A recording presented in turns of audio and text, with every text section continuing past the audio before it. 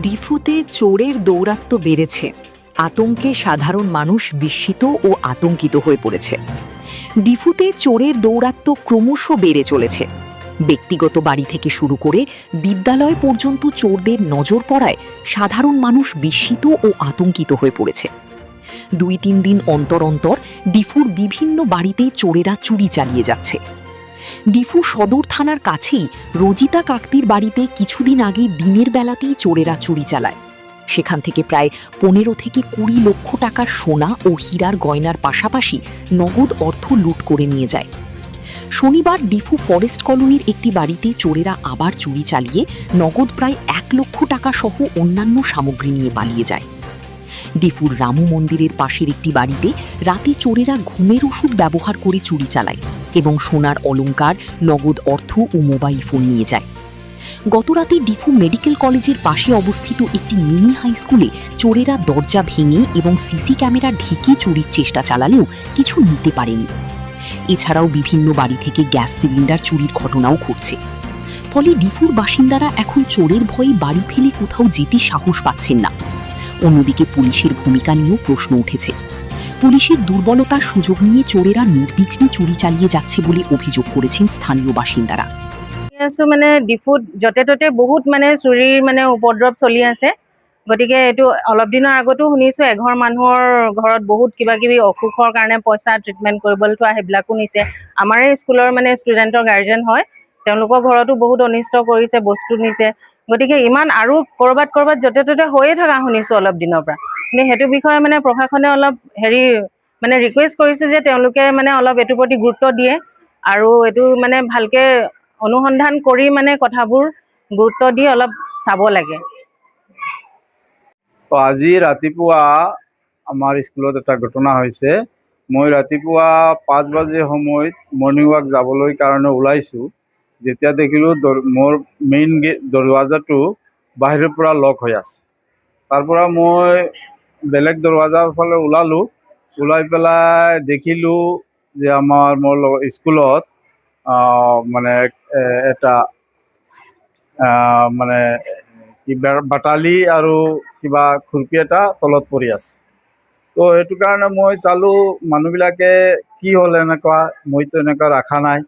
তো খিৰিকী ফালে সোমাবলৈ চেষ্টা কৰিছে, খিৰিকীখন খুলি পেলাই, কিন্তু সোমাব নোৱাৰিলে।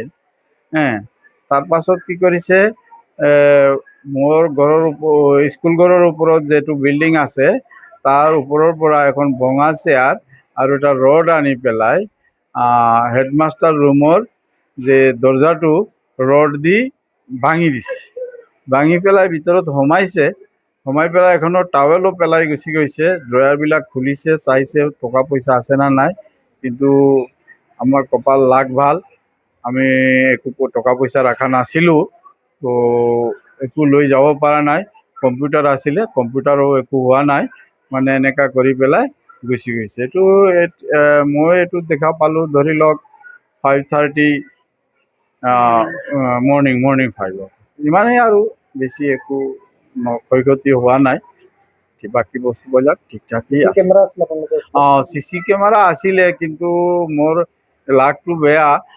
যোৱাকালি মোৰ চকীদাৰজনে চিচি কেমেৰাটো বন্ধ কৰি গুচি গৈছে 2টা বজাত। এবাৰ 154 চেক কৰিলোঁ, 154 চিচি কেমেৰাটো ছুইচ অফ কৰা আছে। যিটো আজিৰ পৰা মানে তাকে ইনষ্ট্ৰাকশ্যন দিম। চিচি কেমেৰা কিয় বন্ধ কৰা? মানে কেমেৰাটো অফ হোৱা নাই, মানে ৱাইফাই অফ হৈ আছে। কেমেৰাটো অফ কৰিছে নাজানে আৰু চকীদাৰজনে ইমান তাৰ হুঁচিয়াৰি নাই। সি ভাবিছে আৰু কাৰেণ্ট কিয় অন কৰিম, ছুইচ অফ কৰি গৈছে। এইটো বিষয়ে থানাত এজাহাৰ দিয়া হৈছে? নাই, এতিয়া দিয়া আহিলোঁ আৰু। আচ্ছা, এনে কিবা আপোনালোকে চোৰে ইয়াত চুৰ কৰিব অহাত কিবা অস্ত্ৰ কিবা পোৱা গৈছে নেকি? অস্ত্ৰতো এইটো একো পোৱা নাই, এটা বাটালিহে পাইছোঁ। টাৱেল এটা ভিতৰত পাইছোঁ। জখলা চখলা এইবোৰ ইয়াৰ পৰাই যোগাৰ কৰিছে। বাকী যে অস্ত্ৰ জখলা এইবিলাক আমাৰ কম্পাউণ্ডতেই আছে। মোৰ সন্দেহ হয়। বেলেগ আমাৰতো আজিলৈকে মোৰ এই স্কুল প্ৰতিষ্ঠা কৰা 2002 ইংৰাজীতে প্ৰতিষ্ঠা কৰা। আজিলৈকে এটা মানে কাঠৰ টুকুৰা এটাও মানুহে লৈ যোৱা নাই। I am feeling proud that nothing is done so far. আমাৰ লোকেলিটিৰ মানুহবিলাক খুব ভাল। নহ'লেতো লোকেলিটিৰ মানুহ বেয়া হ'লেতো কেতিয়াবা মোৰ এটা অনিষ্ট কৰিব পাৰিলেহেঁতেন। লোকেলিটিৰ মানুহে কেতিয়াও স্কুলৰ অনিষ্ট নিবিচাৰে, আৰু মোৰ ষ্টুডেণ্টবিলাক সকলোৱেই লোকেলিটি। এইটো কোনোবা ড্ৰাগছ খোৱা ল'ৰা হ'ব নেকি, সেইটোৱেই মোৰ সন্দেহ হৈছে।